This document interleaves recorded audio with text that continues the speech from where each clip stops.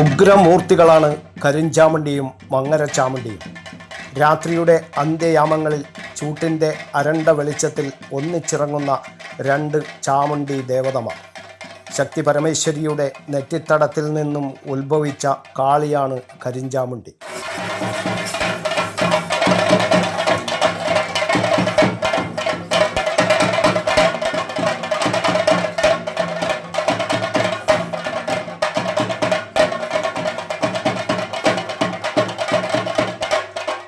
ദുഷ്ടനിഗ്രഹത്തിനും ശിഷ്ടപരിപാലനത്തിനുമാണ് കരിഞ്ചാമുണ്ടി ഭൂമിയിൽ അവതരിച്ചത്.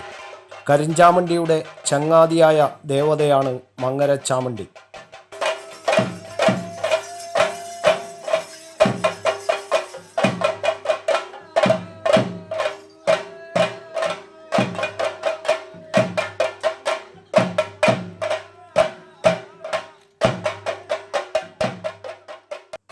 രൗദ്രഭാവത്തിൽ അട്ടഹാസത്തോടെയാണ് രണ്ട് ദേവതമാരുടെയും പുറപ്പാട്. കരിഞ്ചാമുണ്ടിയുടെയും മങ്ങരച്ചാമുണ്ടിയുടെയും പദചലനങ്ങളും നൃത്ത ചുവടുകളും ഒരേപോലെയാണ്. പാരണയോടെയാണ് രണ്ട് ദേവതമാരുടെയും തിരുമുടി അഴിക്കുന്നത്.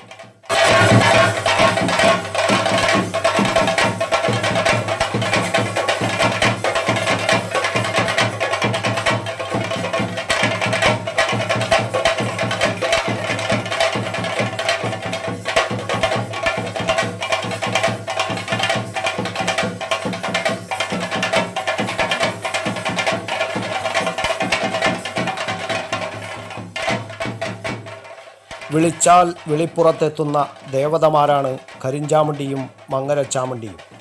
ഭക്തരുടെ ഏത് ആവലാതികളും അകറ്റുന്ന മാതാവായാണ് ഭക്തമനസ്സുകളിൽ കരിഞ്ചാമുണ്ടിയും മങ്ങരച്ചാമുണ്ടിയും കുടികൊള്ളുന്നത്. ഉദയഗിരി പഞ്ചായത്തിലെ കോഴിത്താവളത്തിലാണ് കരിഞ്ചാമുണ്ടിയുടെ ആരൂഢസ്ഥാനം. മൈസൂർ ചാമുണ്ടേശ്വരി ക്ഷേത്രവുമായി ബന്ധപ്പെട്ടതാണ് കരിഞ്ചാമുണ്ടിയുടെ ഇതിവൃത്തം. മൈസൂർ പാണ്ടിപട്ടണത്ത് നിന്നാണ് കുടക് മലയിലൂടെ ആരൂഢസ്ഥാനമായ ചെറിയ പായം കോഴിത്താവളത്ത് കരിഞ്ചാമുണ്ടി എത്തിയത്. പായത്ത് മലമുകളിൽ കുടികൊള്ളുന്ന ആരൂഢസ്ഥാനമാണ് പായത്തെ ശ്രീ കരിഞ്ചാമുണ്ടി ദേവസ്ഥാനം.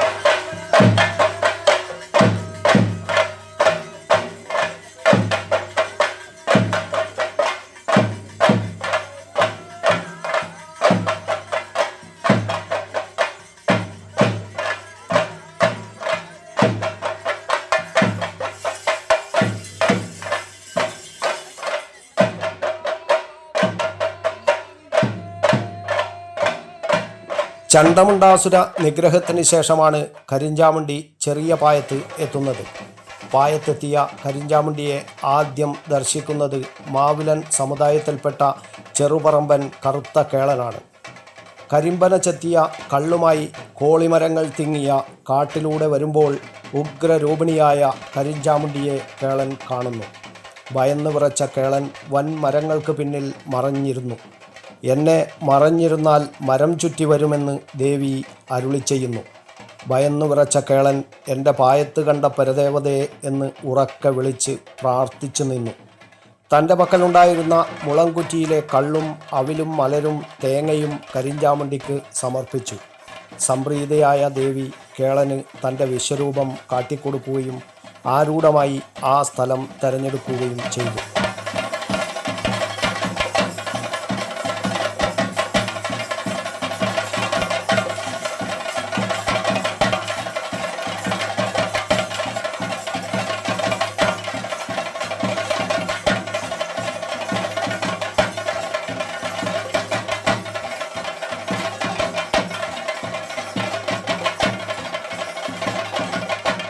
സ്ഥലത്തിൻ്റെ അധിപനായ അഷ്ടമച്ചാൽ വാഴുന്നവരെ തേടി യാത്രയാവുന്നതാണ് കരിഞ്ചാമുണ്ടിയുടെ ഇതിവൃത്തത്തിൽ പറയുന്നത്.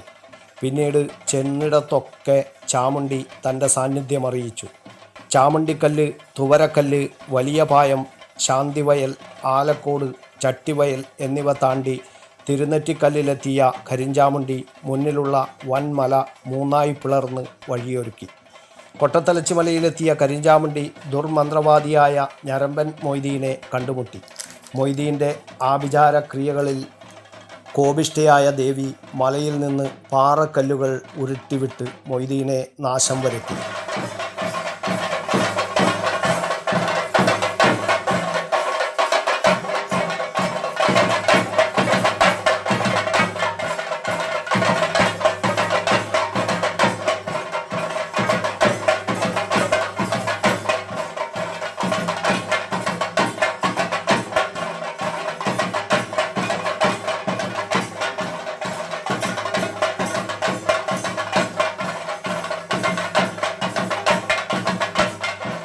തുടർന്ന് പ്രാപ്പോയിൽ വഴി പച്ചാണിപ്പുഴയും കടന്ന് മീൻകുളത്ത് കൃഷ്ണനെയും വണങ്ങി പയ്യന്നൂർ ഇടച്ചേരിയിലെത്തി അഷ്ടമച്ചാൽ വാഴുന്നവർക്ക് ദർശനം നൽകി.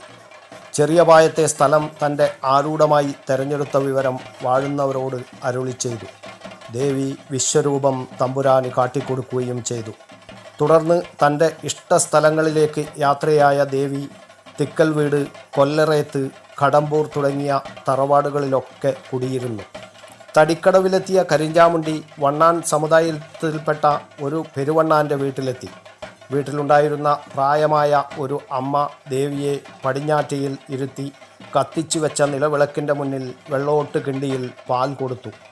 ആ അമ്മയുടെ ഉപചാരക്രിയയിൽ സംപ്രീതയായ ദേവി പടിഞ്ഞാറ്റയിലെ ചിത്രപ്പടിയിൽ തൻ്റെ വിശ്വരൂപം ആലേഖനം ചെയ്ത് മടങ്ങി.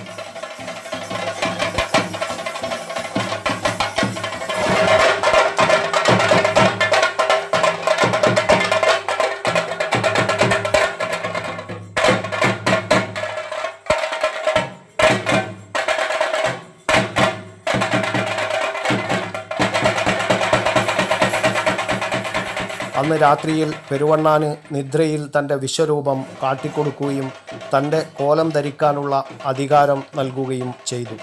ഇന്നും കരിഞ്ചാമുണ്ടിയുടെ കോലം ധരിക്കാനുള്ള അവകാശം തടിക്കടവൻ വിഭാഗത്തിലെ പെരുവണ്ണാന് മാത്രമാണ്. കരിമ്പാലൻ വിഭാഗത്തിലെ ചപ്പിലി, പുതുശ്ശേരി, മാങ്ങാടൻ എന്നിവർക്കും ചെറുപറമ്പൻ കേളൻ്റെ പിന്മുറക്കാർക്കുമാണ് കരിഞ്ചാമുണ്ടിയുടെ കലശമാടാനുള്ള അധികാരം. ഭക്തമനസ്സുകളിൽ അവാച്യമായ അനുഭൂതി പകരുന്ന ദേവിയാണ് കരിഞ്ചാമുണ്ടി. രാത്രിയുടെ അന്ത്യയാമങ്ങളിലാണ് കരിഞ്ചാമുണ്ടിയുടെ പുറപ്പാട്. മുൻകാലങ്ങളിൽ സ്ത്രീകൾ ഈ തെയ്യത്തെ കാണാറില്ല. രൗദ്രമൂർത്തികളായ കരിഞ്ചാമുണ്ടിക്കും മങ്ങരച്ചാമുണ്ടിക്കും കോഴിയറവ് പ്രധാനമാണ്. ചെണ്ടയുടെ ആസുര താളത്തിനൊപ്പം കരിഞ്ചാമുണ്ടിയും മങ്ങരച്ചാമുണ്ടിയും ഉറഞ്ഞാടുന്നത് കാണേണ്ടത് തന്നെ.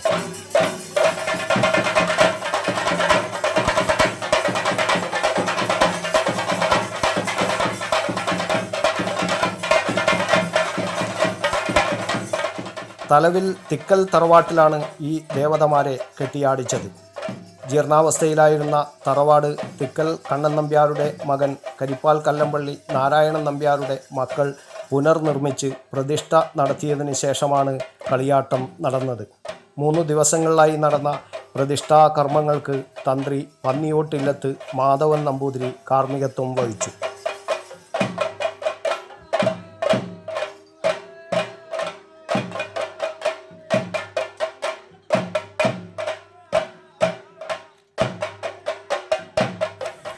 വിവിധ ആധ്യാത്മിക പൂജാതി കർമ്മങ്ങൾ നടന്നു.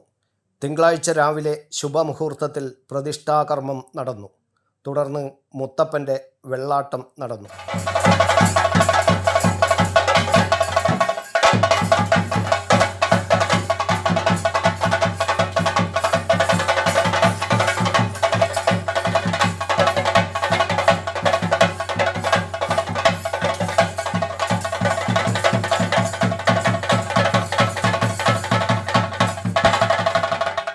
വൈകുന്നേരം മുതൽ ദേവതമാരുടെ തുടങ്ങലും തോറ്റവും നടന്നു.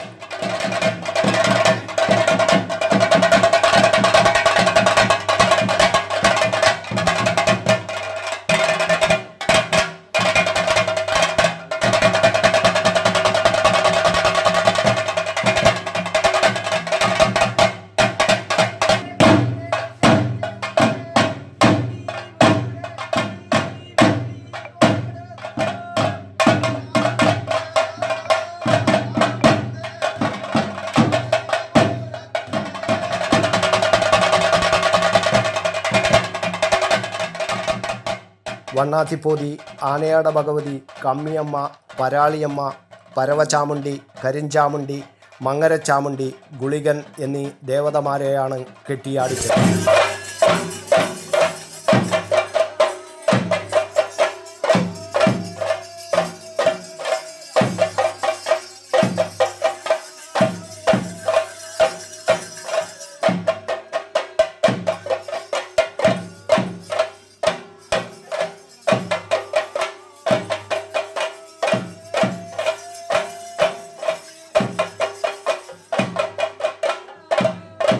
വണ്ണാത്തിപ്പോതിയുടെ പുറപ്പാടാണ് ആദ്യം നടന്നത്. സാക്ഷാൽ പരമശിവൻ്റെ പൊന്മകൾ മഹാകാളി ഋതുമതിയായപ്പോൾ കുളിച്ചു ശുദ്ധി വരുത്തുവാൻ മാറ്റ് ഉടുക്കാൻ നല്ല വസ്ത്രം വേണമെന്ന് പിതാവിനോട് ആവശ്യപ്പെട്ടു. മകൾക്ക് മലനാട്ടിലെ ആര്യക്കര വണ്ണാത്തിയുടെ പേര് പറഞ്ഞുകൊടുത്തു മഹാദേവൻ. കാട്ടുപെണ്ണിൻ്റെ രൂപമെടുത്ത് കാളി മാറ്റ് വാങ്ങാൻ ഭൂമിയിലെത്തി. മാറ്റുമായി പോകുന്ന ആര്യക്കര വണ്ണാത്തിയെ കണ്ട കാളി തൻ്റെ ആവശ്യം അറിയിച്ചു.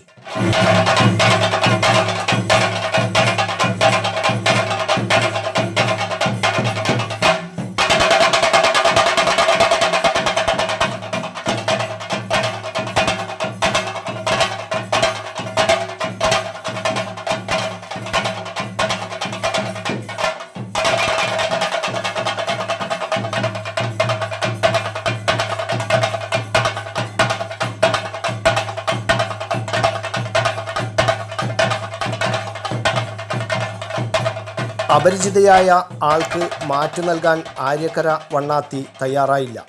വണ്ണാത്തി കാളിയെ പരിഹസിക്കുകയും ചെയ്തു. കോപം അടക്കാൻ ആവാതെ കാളി വണ്ണാത്തിയുടെ മുടിയിൽ പിടിച്ചു അലക്കുകല്ലിൽ തലയടിച്ചു തിരുവായുധം കൊണ്ട് തലയറുത്ത് കൊന്നു. കാളിയാൽ വധിക്കപ്പെട്ട വണ്ണാത്തി ദൈവക്കരുവായി പുനർജനിച്ചു വണ്ണാത്തി ഭഗവതിയായി മാറിയെന്നാണ് വണ്ണാത്തിപ്പോതിയുടെ ഇതിവൃത്തം.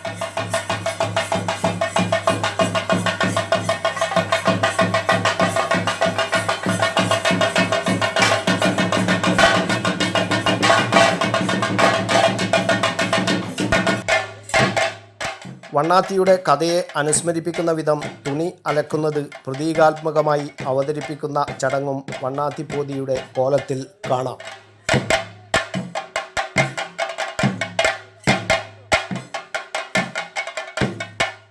തുടർന്ന് ആനയാട ഭഗവതിയെ കെട്ടിയാടി. വട്ടമുടിയും 4 പന്തങ്ങളോടും കൂടിയാണ് ആനയാട ഭഗവതിയുടെ പുറപ്പാട്.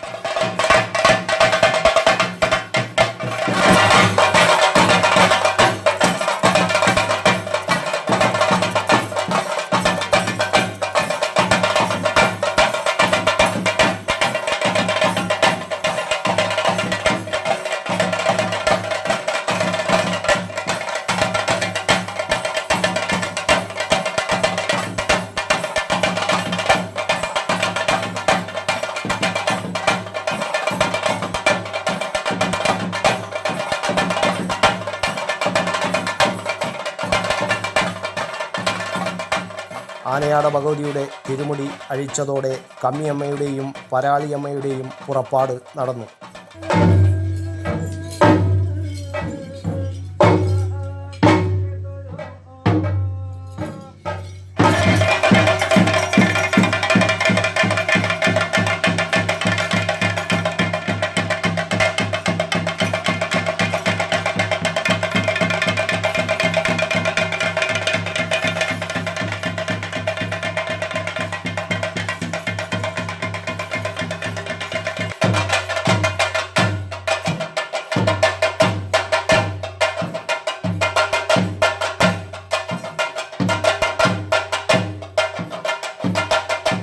മാടായിക്കാവിൻ്റെ പുറം കാവൽക്കാരിയായ ദേവതമാരാണ് കമ്മിയമ്മയും പരാളിയമ്മയും.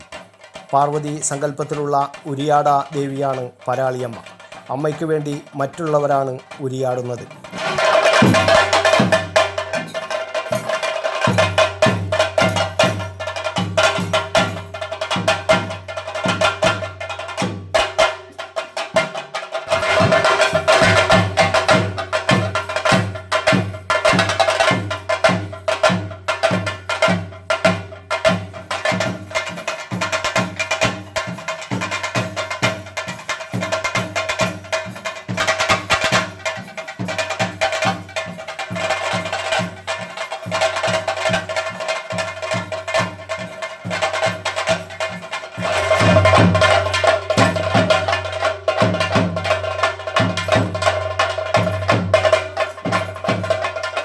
തുടർന്ന് ഉഗ്രമൂർത്തിയായ പരവചാമണ്ഡിയുടെ പുറപ്പാട് നടന്നു.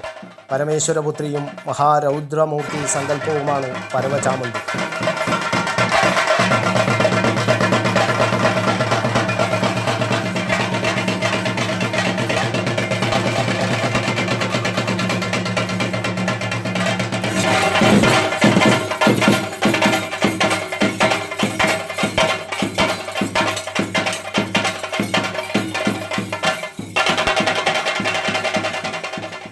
മന്ത്രവാദികൾക്ക് ഉപാസനാമൂർത്തിയാണ് പരവചാമുണ്ഡി.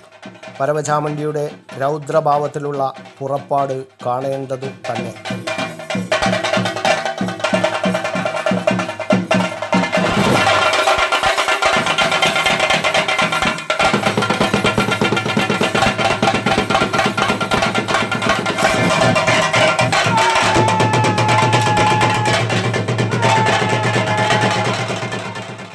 തുടർന്നാണ് കരിഞ്ചാമുണ്ടിയും മങ്ങരച്ചാമുണ്ടിയും കെട്ടിയാടിയത്.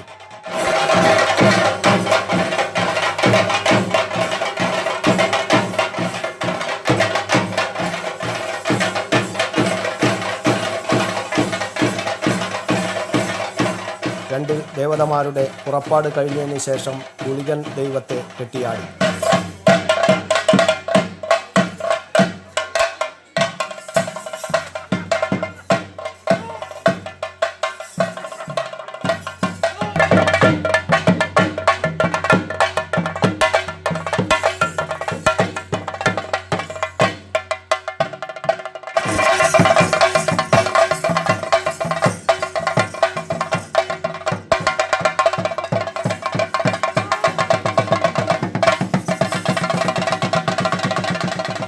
കരിഞ്ചാമുണ്ടിയും മങ്ങരച്ചാമുണ്ടിയും പാരണ എന്ന ചടങ്ങോടുകൂടിയാണ് തിരുമുടി അഴിച്ചത്.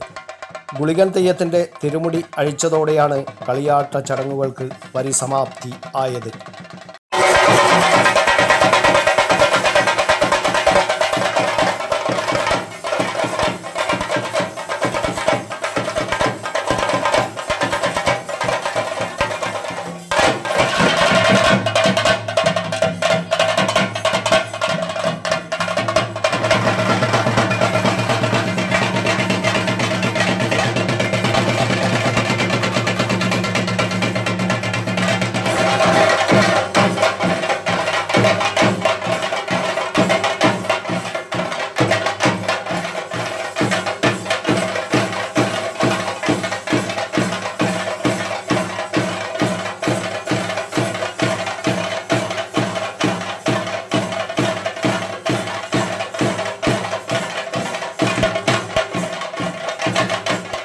ശിവദാസൻ കരിപ്പാൽ, കണ്ണൂർ മീഡിയ.